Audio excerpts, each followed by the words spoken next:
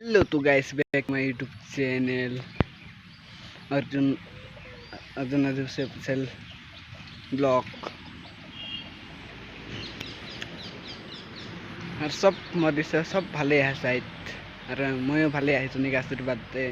लेकिन তুমি ভিডিও দেখলা লাইক কমেন্ট কোনো নাই করলা একটা ভালো লাগতে লাইক হলো একটা করকে যাবা আর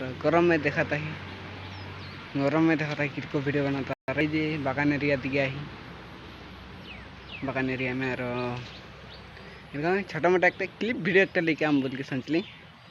और ये मैं खातिर बना ही এটা কোনো ভিডিও এডিটিং भी नहीं কোনো হিরো नहीं है এটা এনে স্যাম্পল ছড়াই যায় আর ভিডিওটা আচ্ছা লাগে তো দেখবা লাইকলে ভাল লাগি হলো দেখবা নাই লাগি হলো দেখবা अपनी मर्जी वीडियोটা দেখবা যায় না দেখবা अरे यार এটা বলে कह रही कि हमारे वीडियो तो बनाना ही होते हैं हमारे पूजा समय में आए वीडियो उस समय देखबा अगस्त में आए 15 तारीख के बैग देख पा रहा हूँ तो तुम्हें भले यार मैं एक वीडियो बनाए को नहीं पा रहा था वीडियो को नहीं पा रहा शायद नहीं मैं कोनो वीडियो देख नहीं पा रहा था जस्ट एक सैम्पल में एक वीडियो बना था और देखबा मोर